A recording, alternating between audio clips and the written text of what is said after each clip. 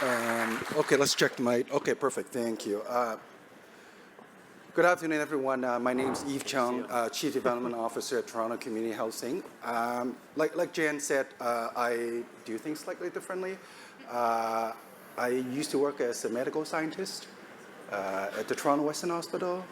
I have my PhD in immunology, so I'm not trained as a planner, architect, but my head is always about innovation and deal executions. Luckily, I have the privilege of working on one of Canada's largest affordable housing provider. In this country, we manage and deliver tens of thousands of units across Toronto. And much of the job is to kind of figure out how to turn public lands, capital into real homes for people who's been waiting for years on a wait list. So the reason why we're here today is obviously talking about the delivery of housing. And I really love the panel we had an hour ago. I call it the macroeconomics of modular housing. There's a lot of discussion of policies, but luckily I have the panelists here that will dive into more the microeconomics of modular housing here. So I'm going to start off on my left side here. I have Teresa Goldstein, Chief Planner, Director of Community Planning at the City of Calgary. Teresa and I chat a little bit, and we have some idea for the City of Toronto. I know it's a national conference here, but there are things that we can actually learn from the City of Calgary on how we could work on planning and rezoning, innovations, looking at you, Hugh Clark, and you still here, to make modular approval faster and more predictable. And then on my left-hand side here, I got Lee Scott, Sales Director at Element 5, one of Canada's leading mass timber modular manufacturers. And Lee and I chatted about some projects that he has built recently, including, I believe, your projects at the City of Hamilton, as well as you have a couple of projects currently under construction in Toronto as well. So we'd like to hear from you a little bit more details on your experience. Last but not least, I got Aaron Cameron on my far left here, Vice President of First National and one of Canada's largest commercial real estate lenders. And I would say Aaron's been helping us to kind of break down how modular fits with the traditional financing model. He said he has some ideas how he could actually finance those off-site construction materials. So I'm looking to Aaron later on to kind of help us to figure out how to do it in Toronto. I know Lisa already said BC Bill is doing it.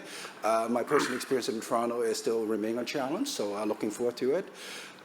So to keep things short, maybe I'll let Teresa, I know each of the panelists have prepared a presentation. Maybe I'll let Teresa start off with hers. Oops, sorry. I went the wrong way.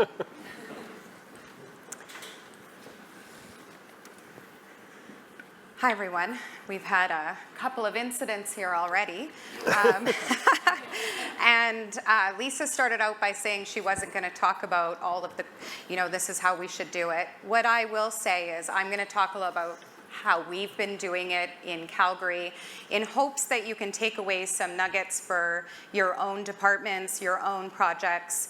The path that we've been going down has had great success, which is why I think Jen asked me to come. But I fundamentally want to start by saying that cities succeed when people and businesses are aligned and together. And so the work that we do in this industry, when everyone put up their hands, it only succeeds when we do this together. We are a city in Calgary that wants this. So I know we were talking about those across the country that may be in different areas of maturity around housing. We have had some tremendous success recently through federal programs, being able to deploy millions and millions of dollars so that we can get more housing built. The piece that I really want to focus on here is that Calgary isn't that little prairie town anymore that maybe those that were watching the 1988 Olympics remember. It is a very large, dynamic city. But let me tell you, over the last 24 months, it has been bonkers. As the chief planner, I can tell you that we have never seen population growth like this. We've had 220,000 people come to Calgary over the last 24 months. So the city of Barrie relocated to Calgary. Just let that. Oshawa. It is incredible the amount of growth that we've had. And with that, we know that there are a lot of pressures. The one piece, the one valve, though, that has been thriving is around housing.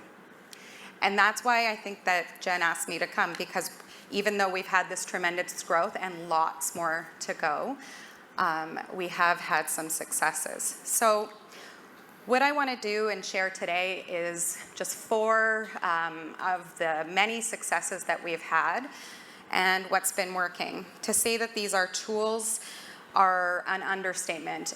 Some of this is cultural. Some of this is at the philosophy of the planning department. And I can't emphasize that enough. That's why I said, yes, it is possible to change the process, because if we can't change the process, who can, right? If the planning departments or the regulators are seeing gaps or seeing pieces that were unknown to us, who can change them except for us? A really good example of this in Calgary is that we were the pioneer, I would say, in 2016, Lisa Helps and I were on a panel at FCM, and administration is never invited to FCM, the Federation of Canadian Municipalities, because it's really a political thing. But I was invited in 2016 to showcase this concierge system. It's a system of shepherding permits, special permits, modular permits, affordable housing permits, green permits, or major economic permits through the system. And that doesn't stop at the planning or the development approvals. It goes right through to the building permit stage. So we have that overlap so that we're not reteaching people 15 times inside of our permits. We're doing that work once. The other piece too is that we have a priority stream, which means if I receive 2 applications at the same time and one of them is affordable housing and one of them is not, the affordable housing one goes right to the top, directly to the top. And this sort of system is because we said this is a priority and this is how we want to do our business. The second piece is that as cities evolve, it's important to recognize these blind spots. Our current system in planning, I would say across the country, is not set up to handle modular permits the same way. I'll give you a really good example. 24 months ago, I would have said, well, why don't you just go and get your partials? You don't get partials. You need the fulls. Partials don't work for modular housing. You need the full permit. The other piece that's very, very important is that oftentimes utilities are done at the very end of the considerations. You needed those yesterday. You needed to order your vaults on the first day that you had a design. That kind of system thinking, changing things on its end, is done through municipalities. The other piece too, and this is, I would say, somewhat controversial, because I know we have national building code, safety codes officers in Alberta have a special legislation that, we don't, there's no ability for us to influence their decision or anything along those lines. But when I say reverse the process, I literally mean your building permit needs to be thought of before we ever talk about your land use or your zoning.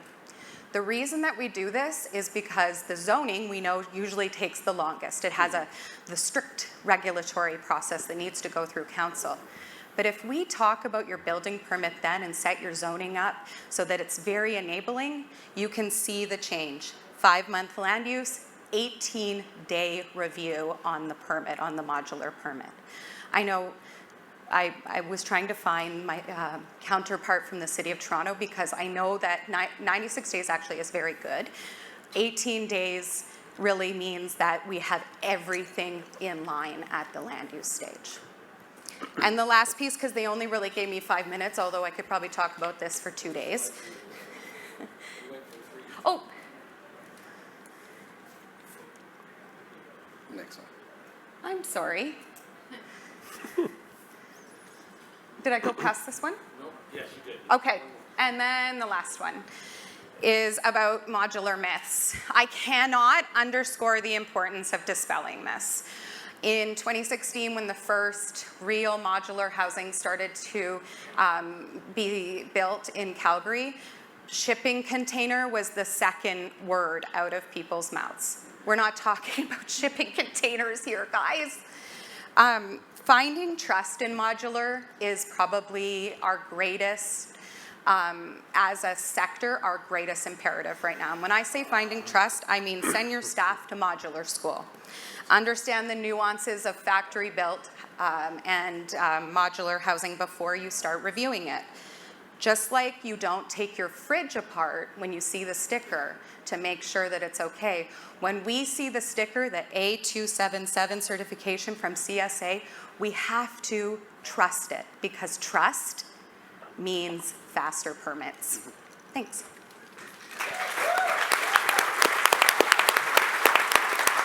I'm not going to go that way. Go this way. I'm not going to go that way again. Thank you, Teresa. That's like some awesome insight. And I'm going to ask you some question later on. I'll just like... I would welcome any questions But from anyone. I know our panelists have also the slides. I think the next one, if I remember correctly, is Lee might have some slides. Sure. Next, from Element 5, showing some picters of what it's been building. Thank you. Okay, thanks everybody. Thanks Jennifer and all the organizers of the event. It's great to be here. Wanted to talk to you a little bit about mass timber, Element 5. So Element 5 is the only mass timber manufacturer in Ontario. We produce CLT and glulam. Company has been around for a bit. We started actually in 2015. I feel like we've been building towards this moment because mass timber was fairly new in 2015 when the company started. There was only a handful of manufacturers.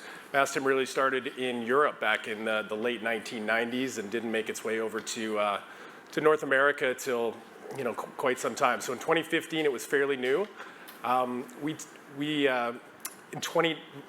built up a team of engineers, modelers, project managers, everything it takes in order to get these projects to fruition. And in 2019 we actually we got $50 million in funding to build this factory in St. Thomas, so just 2 hours down the road. You can see here we've got a 50,000 cubic meter annual production of cross-laminated timber. So that equals about 3 million square feet of floor plate that we can make, 5-ply floor plate, or about 6 million square feet of 3-ply floor plate. Our glulam production was a little bit, we were heavily focused on the CLT when we opened up the factory. For glulam, which is used for the columns and beams, we have a smaller capacity, about 5,000 cubic meters. So that actually forced us to work back with the Europeans. So it's actually quite easy to bring glulam over in a shipping container. Typically columns and beams will fit within a standard shipping container. But for cross-laminated timber, that's the walls, floors, and roof of the building structure. You typically want those panels to be as large as possible. So we produce those in St. Thomas up to 10'2" wide, actually 11'6", but our visual panel is 10'2" wide and up to 53 feet long. So that's what enabled these floor plates to go up so quickly. But it's hard to fit that in a shipping container. And obviously you want to be using local, sustainable Ontario wood for the most part. But our glulam capacity for that columns and beams was a little bit lower, so we started working with an Austrian firm called Hochschlager. They're the largest producer of glulam in the world, and they have 13 other facilities across Europe, 120-year-old family-owned business out of Austria. So in 2023, we got an investment from Hochschlager to do an expansion, and it was quite a large expansion. We were always going to expand our glulam capabilities, but it was a serendipitous moment where Hochschlager was looking for a partner within North America, and they had an extra glulam line kicking around. So this is actually a carbon copy of one of their most advanced glulam lines at their head office in Sachsenberg, Austria. So you can see our factory floor plate went from 140,000 square feet to over 400,000 square feet. And we've added a nice mass timber office in the front, so I don't have to bring people in the side door of our steel building anymore. So it's actually a really beautiful office. If anybody wants to come and see the factory, I highly encourage that. We've added new CNC capabilities. So the production lines produce what we call raw billets. So glulam columns and beams come off the glulam line. CLT billets come off the CLT line, but you need CNC machines to actually cut these up and fabricate and machine them so that they're ready and they can be assembled on site like Lego. So we actually have 5 CNC machines working around the clock, 24 hours a day, 7 days a week down at the factory. The factory is running 3 shifts, 6 days a week. So we've been building up this backlog and pipeline and capacity, and I feel like this is a really serendipitous moment within the industry. We've been through a lot of it. As a company, we started a manufacturing engineering wood manufacturing plant during COVID when commodity lumber prices went up 500%. So we've got a few scars, but we're stronger for it. One of the most important parts of the new factory is actually this lumber grading and sorting facility in the back. So typically the Canadian supply chain for dimensional lumber, a lot of it is just going down to the US or somewhere to build houses, and it's Bob at the mill has graded this as a number 2 or better, the same you get from Home Depot.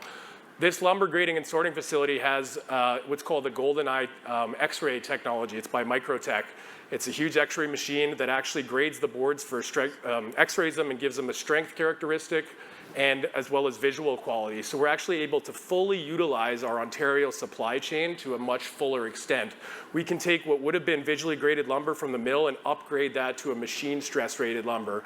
We can take our FSC sustainable supply chain and use that for our high strength glue lamp. So it's really a game changer on a lot of fronts, investing in that lumber grading and sorting facility. It's one of only a handful of GoldenEye machines in North America. And of course, we have the new glue lamp line, which now has a 50,000 cubic meter production annual throughput. So instantly making us one of the largest facilities in North America for CLT and glue lamp with 100,000 cubic meter output. Just as a reference, like we could easily do, 3 million square feet of floor plate, that would be about 60,000 square foot buildings that we could produce right now. So we've really geared ourselves up for the challenge of the housing crisis that we find ourselves in.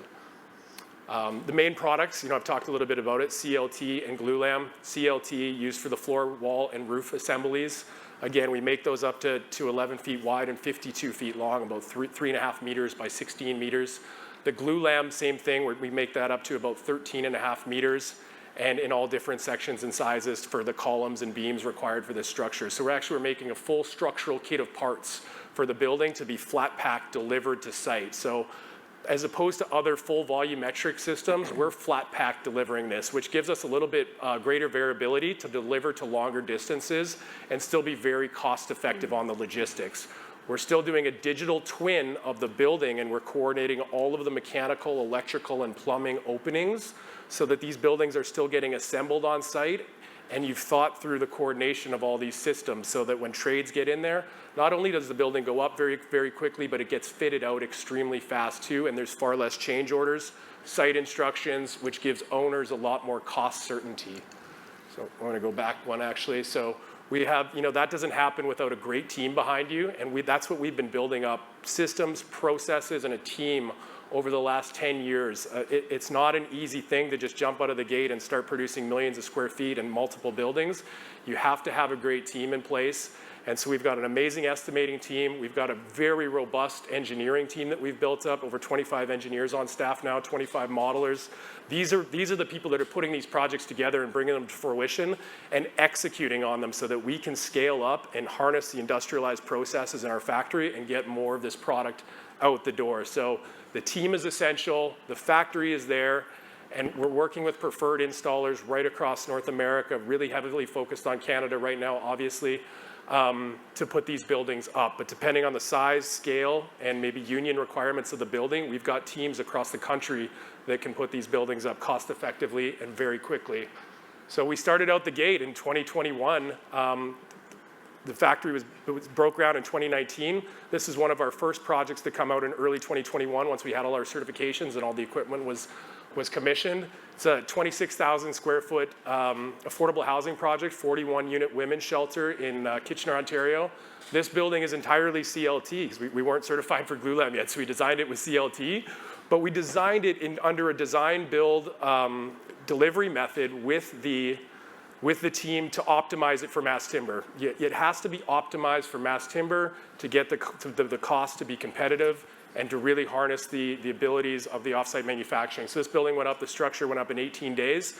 But I think the real point here is that we went from schematic concept design to occupied in about 12 months on this project. And we replicated it. We've done it several times. I think we have over 22 affordable housing projects now complete or in construction, 5 of those with our partners here, a lot of the partners in the room, across Canada. So this is just a few of them that we've completed recently, but we have several more in construction in Toronto right now and across the country. And the construction schedule is just something to talk to you about again. Like, Wood is light, so you can use less concrete foundations. You can use less soil remediation. You can be building the building off-site while you're doing the concrete work on-site. Those can happen in parallel. Like I said, we've coordinated all the MEP, so that portion is going to go together quite quickly. We can even use mass timber as the envelope, and hopefully we're using timber as the beautiful exposed finish, which reduces more trades on-site. And helps the building go together faster. So there's so much value for so many different stakeholders with these mass timber buildings, and I think that's why it's so popular right now. Is it's sustainable. It goes up quickly. It looks beautiful. And I just wanted to finish off. We've talked a lot about affordable housing, but I really think it's important that the private sector and market rate housing are utilizing these industrialized offsite manufacturing processes as well. And we're showing that with, this building was on the cover of Architectural Record magazine in the summer. And I just think it's a showcase of what a beautiful, warm, mass timber, multifamily building can be. And so super proud of this one and others that we're doing with the private sector, because we need all of it to come together to really scale this industry. So thank you. Thank you. It's beautiful. Last but not least, we got Aaron. I call this Mr. Money Guy here. I think you have a couple of slides. Yeah, right? a couple of slides. Tell us I'll where do you're mine hiding sitting money. because I'm not a stand at the podium type of guy. First and foremost, thanks to Jen and Danby and Shauna and all the team for organizing. I mean, we're the last group, or almost the last group. The day's gone away. The day's gone fantastically. So thank you very much for all the effort. It's been awesome, and looking forward to a conversation with you guys. Yeah, so quickly, First National Financial, largest commercial lender in Canada. We focus predominantly on CMHC financing, so therefore our mortgages are insured, which means we focus almost exclusively on apartments. We're the largest CMHC insured lender in Canada. We did about 11 to 12, or we're going to do about 11 to 12 billion of new origination in 2025, which puts us about 10 to 15% of all CMHC insured term mortgages. And then we're active, very active on the construction space. We've got an active book of about $6 billion of active apartment construction loans. Vast majority of that is CMHC insured. And that makes us by far the largest apartment construction lender in Canada. And in that book, we're about 25% of all apartment financing in the country, which means if you think about across Canada, there's one of every 4 active construction loans are financed by First National.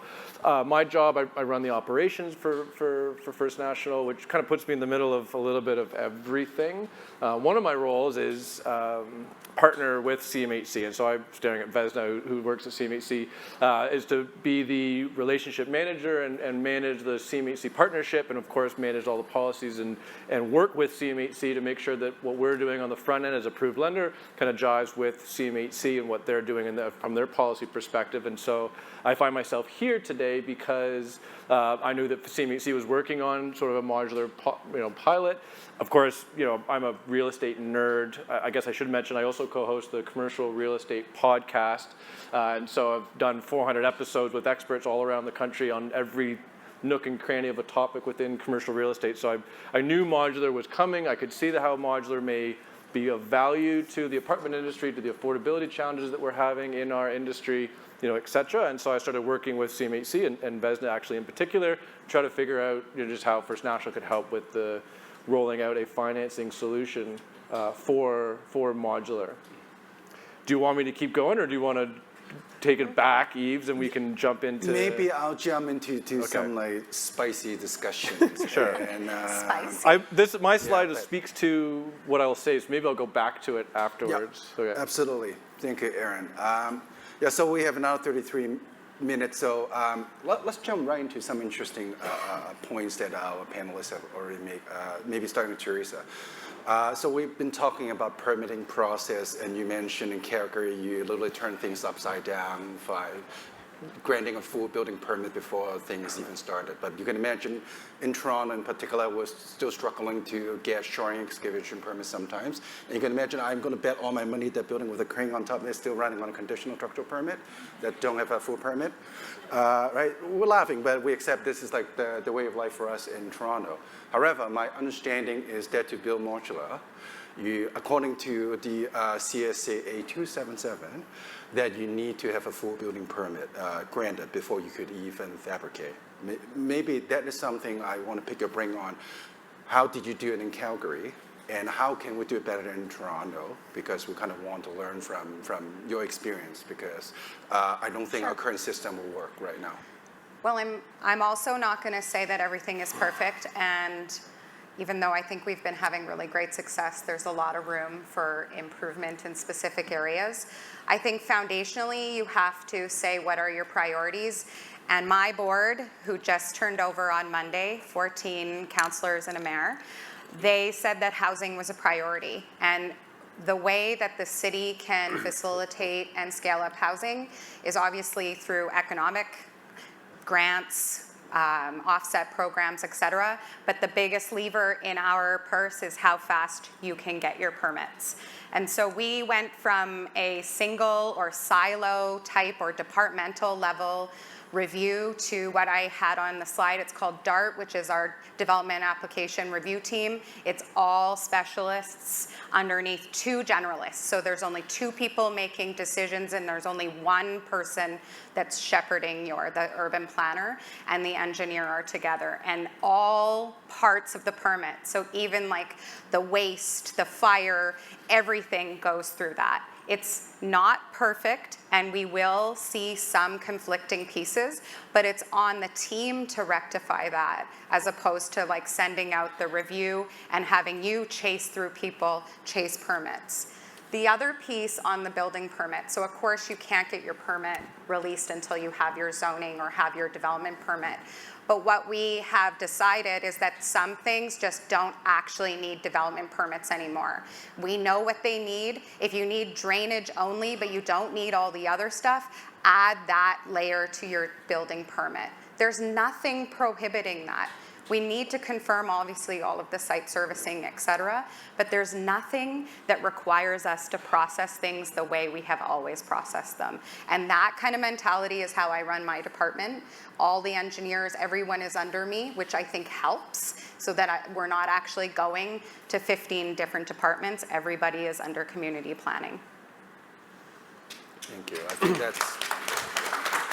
that's a great answer. I'm not sure if our chief planner in Toronto is here today. Jason and I talk Jason, about yeah. this, and I grew up in Hamilton, and I see the change that's happening here. I think we've always done it one way as a profession, and we know that the way we've always done it doesn't work anymore. We know that, like Right. Everyone's screaming about it. So if we can't change it, who can? Perfect, thank you. So a bit on the, still a bit on the permitting, but more on inspections. So again, my understanding of modular construction require off-site inspection before those homes can be delivered on-site. Maybe I'm looking at Lee here in terms of how does municipalities and the province deal with this type of like highly unusual off-site inspections before things are being delivered on-site, and how do you manage that process? Yeah, so I mean, for our system, we're doing the flat pack modular. So what we're making in the factory is actually the structural components. And it could be an all-mass timber structure, or it could be some sort of hybrid that we're interfacing with steel or light wood frame or cold form steel. Sometimes an all-mass timber solution isn't the best option, and a lot of the times it is.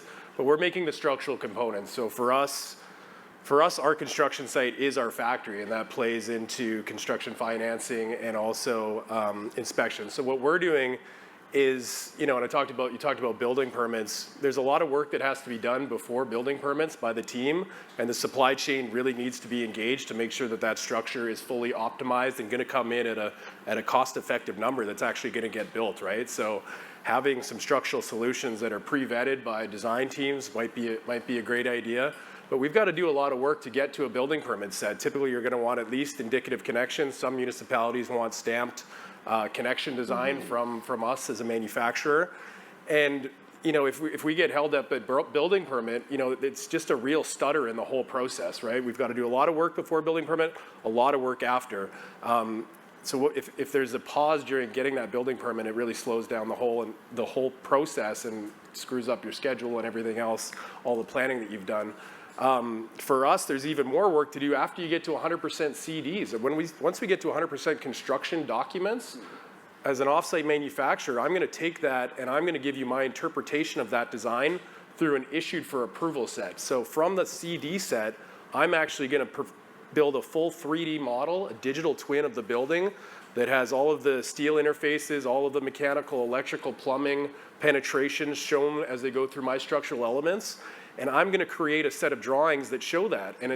And that'll be my interpretation of the drawing that we give back to the consultants, the building department. Everybody has a look at that and approves that.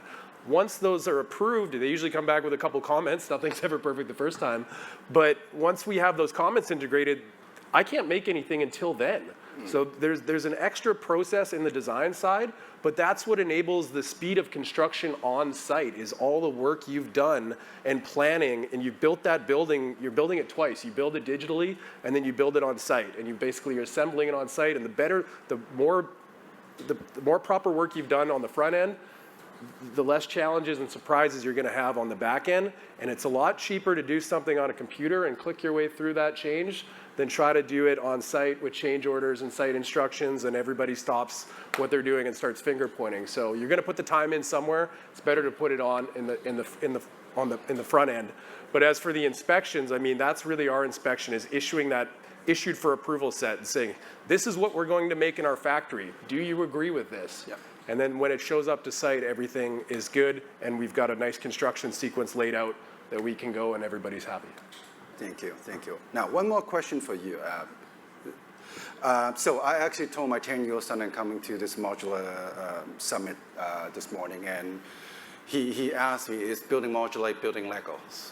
Like, because we're all trying to really like find innovative solutions here.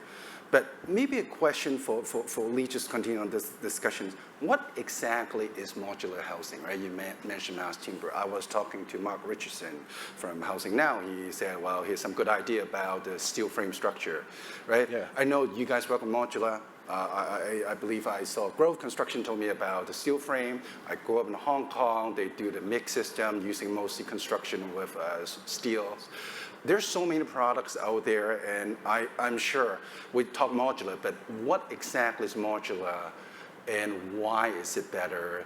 From your point of view, I know last panel was talking about the cost could be a little bit higher. Is it true? Because I'm hoping that it's actually cheaper. And is there some experiences you could actually share with us from construction standpoint? I mean, if you're just looking at material, and I get this all the time from cost consultants, quantity surveyors, people come and say, hey, wood costs more than concrete, or the material prices aren't lining up. But I mean, you really have to look at the project holistically, right? So we're harnessing industrialized processes in the factory under perfect tolerances. We're running basically 24 hours a day, but the weather conditions, everything's always perfect in the factory, and we're setting ourselves up for success on site. And compressing that construction schedule on site has a lot of trickle down benefits in terms of reducing your general conditions costs, reducing the amount of site trailers, reducing the time you need builder's risk insurance, reducing the interest payments you're paying on your construction loan. You're getting your building occupied faster, which is giving you return on investment and cash flow quicker. So when you start looking at that all holistically, that's when you become cost parity, and over a 30-year life cycle of a building, when you've got mass timber with great thermal mass and your energy costs are down, and you're all of these added benefits over the life cycle, actually, you start to see that it's a better product over time, and your costs are actually cheaper. So the asterisk there is that you have to have an effective design, a cost-effective design. Mass timber is not going to do everything concrete does. I mean, that's just the truth, right? The difference is, though, if you want concrete to do something outside of ideal design parameters, the costs go up like this. With mass timber, you really have to work within some certain constraints in order to get your building to be cost effective. And when you get outside of those constraints, the cost can go up quickly. And that's why we like to engage, we'd like to encourage that you engage the supply chain early, and you work with us and our engineering team and engineers and architects that have experience in the product, so that we can stay within those constraints and have successful projects and have more data points. I think we're getting the snowball rolling here because we have enough data points with our 20 to 25 affordable housing projects that we've successfully executed on, that the momentum is there and the proof is in the pudding, and a lot of people are a little bit less risk adverse when they see some data points and say, hey, this is happening, you guys have proven it time and time again, let's keep the momentum going. And as there's more of that, insurance rates come down, like there's all these trickle down effects. So, what is modular? It's taking advantage of off-site manufacturing, industrialized processes, and compressing the construction schedule, increasing the quality, and getting, scaling up production so we can build more houses faster. Got you. Thank you. Aaron, I know you're so used to interview people instead of like waiting for questions. Yeah, I'm not comfortable answering questions. I like asking questions. So I do have a lot of experience working with First National. One of my projects that I in the past in the private industry involved a RCFI loan managed by a First National. Great experience. However, I do want to point out the fact that there are times where I want to do a precast. That's one of the projects where I have to do precast building envelope that is built offsite somewhere in Barrie, which is a $20 million contract. And suddenly, CMC told me that, hey, if I can't fund it until it's delivered on site, which is like, it was kind of early in the process, kind of like become a shock to us. And then suddenly we got to kind of scramble to find $20 million equity to do like temporary equity funding, right? And like luckily I find money, but you can imagine if I'm now at TCXC, the challenge finding $20 million in capital could be a challenge. And you can imagine now everything modular is being constructed offsite. And I'm curious, like, how's your worldview of financing for modular? I know Lisa from BC Build said they found a solution. I'm curious, like, what's your solution and how could it be applicable to Ontario? I'll reference Lisa one more time, and maybe they asked the question that you asked Lee. What is modular? I mean, I had her on the podcast earlier today, and she said we should really probably change the language, right? And maybe she said that earlier today and I missed it, but it's just offsite construction, right? That's really what we're talking about, whether it's panelization or volumetric modular or whatever it may be. So whether it's the precast or it's whatever, it's just offsite construction, and that is the challenge. So really quickly, if it's unfamiliar, financing, we like to fund, we do fund once the material is affixed to the site, right? I take security to that piece of land through a mortgage on title, and I will give money to the borrower who has paid for the development of whatever it may be. If they poured the concrete and put the rebar in, I get a cost consultant to go and validate that concrete and that rebar has been affixed to the site, and then I go and I pay for it. And that's because I've got security of those things that are now being affixed to the site. So of course, as soon as you introduce off-site construction, I no longer have security against that material, and yet the off-site manufacturers are expecting payment for those things that they're putting together. And so, right? So it creates this crux. And so when I got into this sort of journey through trying to figure out how we can participate in the modular, the offsite construction, it was apparent to me that the financing challenge was one of the major cogs in sort of unleashing more off-site development, whatever it may be, from mass timber to whatever. And so, I think almost it's fortuitously, because of my relationship with CMHC, and I think CMHC, of course, is always listening and looking for ways to participate.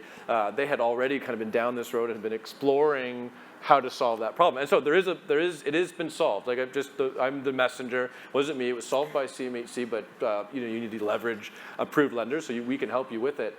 And the solution, quite simply, and I think it's kind of eloquent, is bonding. You just need to get the contract between you, the developer, the owner of the land, and the manufacturer who's providing you that offsite construction. That contract where they have to provide to you whatever that material is that's being developed offsite, as long as that contract is bonded through a surety provider, meaning in the event that something goes wrong with that contract, the insurance company steps in and finishes the contract or finds a way and makes sure that this contract gets completed, then we're comfortable. And through CMHC Insurance, you get a certificate of insurance for your mortgage that basically just has a couple of additional clauses that, it requires CSA standards to be met. It requires, full bonding done for the contract. It requires transportation insurance, little things like that. But for the most part, it's effectively solved.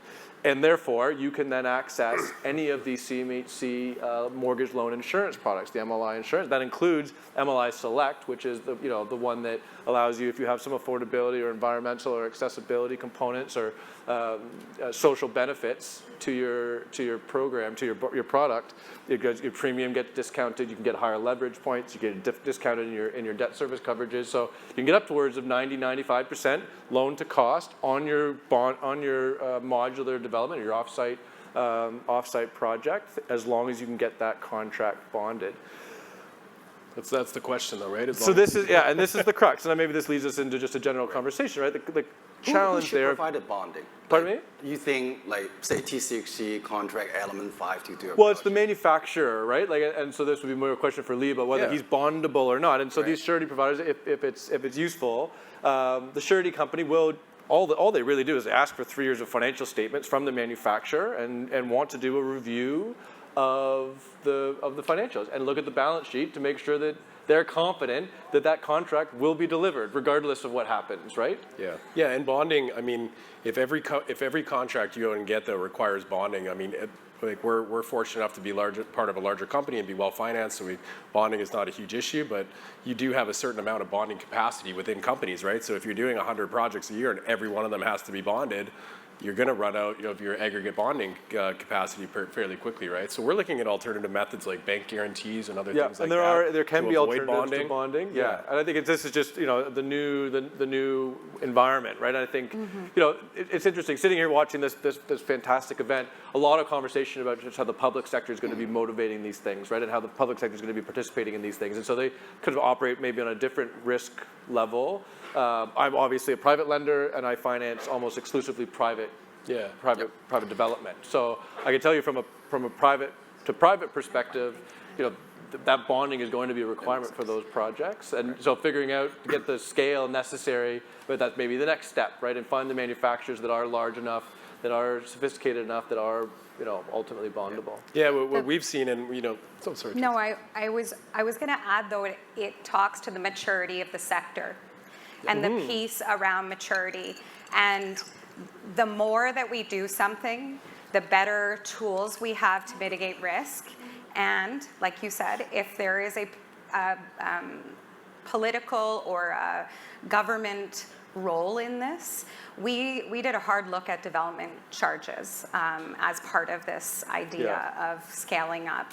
And some of the development charge, taking a letter of credit has different implications than actually taking the funds themselves. Absolutely. And what is our risk tolerance as a municipality? But I think, like, as a sector, as this sector matures, the tools that are available to mitigate those types of risks, so you're not taking and holding all kinds of, you can't do the 100th project because you're up. Well, and to be fair, bonding used to be standard, right? Like, I don't know, it's beyond my scale, but back in the 90s, it was just every development was bonded. Of course. And we did, as part of our due diligence, just getting this program sort of rolled out, with CMHC, was talk to a whole bunch of surety providers who really have just not had to do it for a long time. Right. And so now they're kind of dusting off their policy books, going, oh yeah, right, okay, we can do this. And I think it also just takes a mind shift with some of the manufacturers to go, okay, well, I'm going to have to get my bonding levels increased, right, just to be able to provide.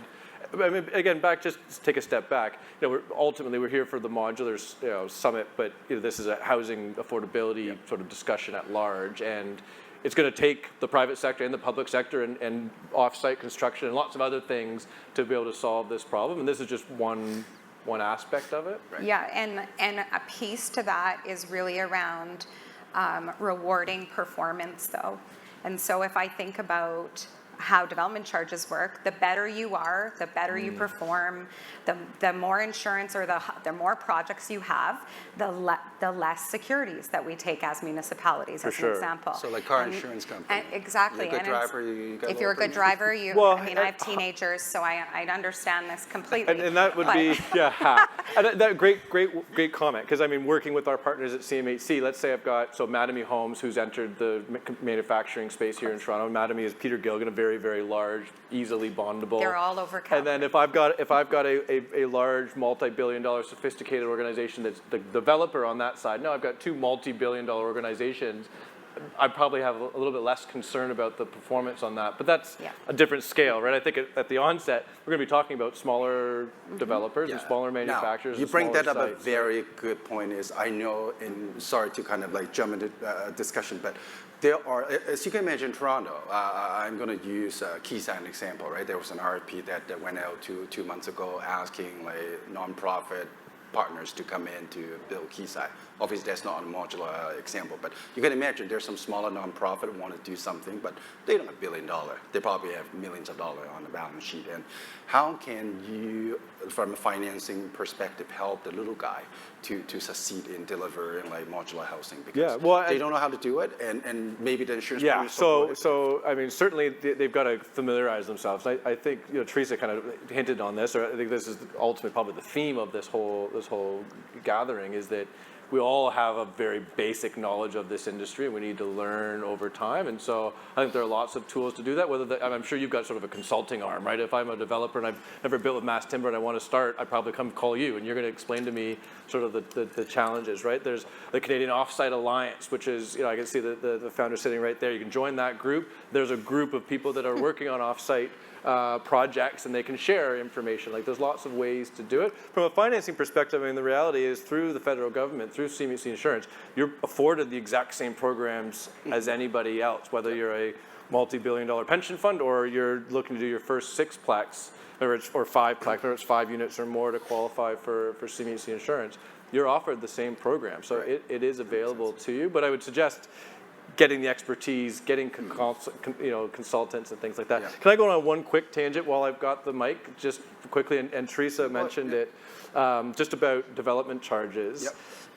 And so I've been doing this. I've been doing the rounds, talking to anybody and everyone that will listen to me, and I've got you all sitting here, so you've got no choice.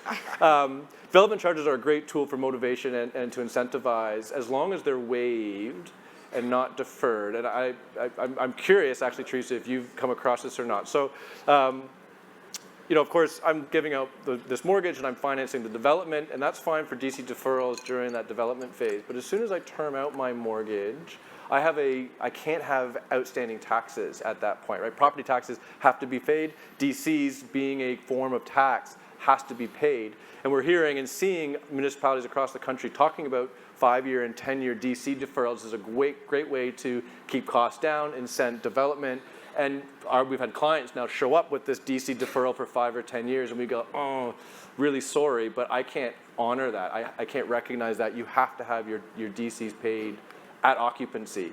And that's just not First National. That's a lending industry-wide. It's a CMHC policy. Like, it's just but I'm just curious if you were aware of that or not. So we have different programs that you can participate in, like a 20, 40, 40, essentially. So staggering your DCs.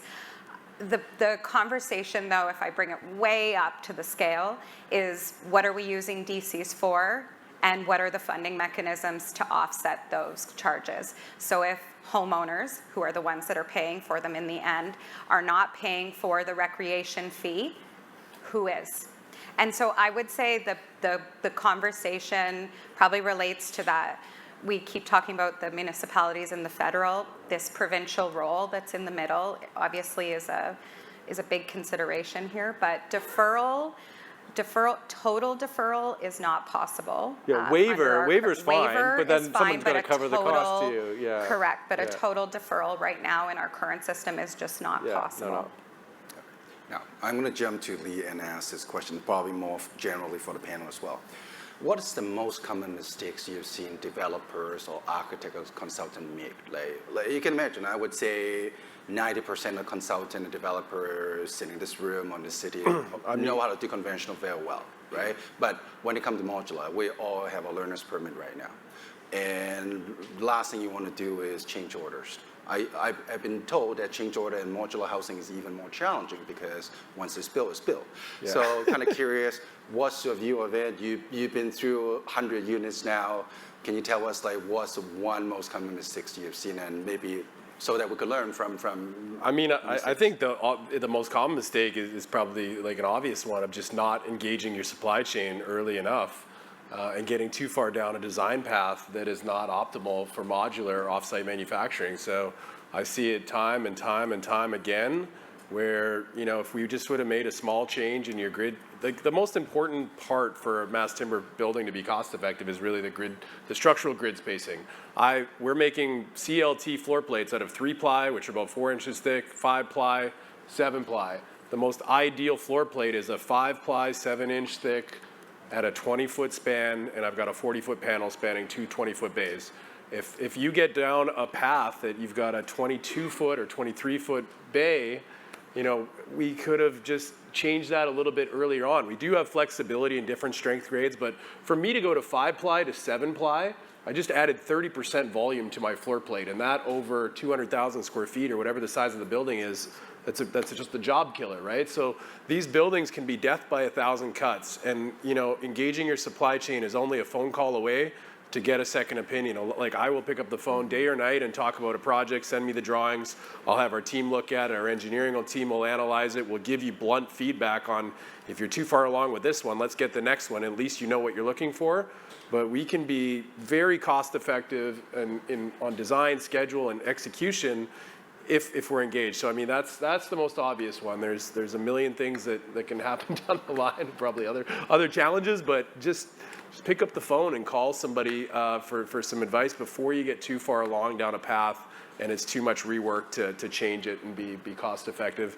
You don't want, and also just making changes later. Like you said, you want to make a design and stick to it. For me to start, once we get to that 100% CDs and I'm in my shop drawing phase, and then the architect says, oh, actually, I just want to move this over here, I want to change that, or that just drags things to a halt. And also coordination, like, we're building stuff off-site, so you have to coordinate beforehand, or I can't build much off-site if it's not designed. So I want to know where my major penetrations are for mechanical. Mechanical coordination is one of the larger challenges to get set in, so I can cut those out in the factory and you get those installed quickly on site. So you got to have consultants that are ready to buy into the approach, and your delivery method too. I mean, a lot of the public procurement delivery methods of lump sum bids don't really work because the consultants bring it all the way to CDs before engaging your supply chain. So, the design build methodology or delivery method we've found the most successful and faster. And you've got construction management also works well. IPD can work well if you got a great team. But, a collaborative environment to get these projects designed early and think about all the implications, because it can be a butterfly effect, and the last thing you want is a surprise later on when it's too late and you have to make a change. So a lot of coordination between all the stakeholders. Bringing in stakeholders earlier, more engagement with ownership. Yeah, how often do you get someone that shows up that says, hey, I've got the design, I've got the permits, I want to make it mass timber? Like lots of people do. We get that a lot. It doesn't work a lot of the time. I would add that there is also a sweet spot between the regulations as well. So you want something that's set, like I said, reverse the process so that the zoning mimics your building form. That helps on things like appeals and not having to go to committee of adjustment or anything along those lines. But don't hamstring yourself so that when you're out and actually doing the work, you don't have enough flexibility to make the adjustment. Something that was really enlightening to my team when we first started seeing these permits was there were no small shifts. Like, you'll often see that when you're going through zoning. They're like, well, can you move the building like a foot this way or six inches this way? That's just not possible when you're dealing with standardized units. And I think that was almost like a head explode moment inside the development authority rooms, because they had to come to terms with allowing enough flexibility in the zoning but nailing it down enough so that, especially when we're talking about affordable housing, we want to minimize the routes to getting into an appeal because of something so small. Thank you, Teresa. I think Jen's giving me one of these. Like, Yeah. we're 45 seconds over right now, but maybe I'll say any kind of last word that you have for. Well, I'm really inspired by this talk. I've been in this space for a really long time, and Jen and I are both on the National Housing Council, and we talk about these a lot. And I love that we're getting into these scales where we're talking about very important details that unlock this, but at the same time talking about the big moves that need to be made in our country to make sure that it goes. And my commitment is that where I will, and have the power, that I will use it to make sure that these things can be worked out. Yep.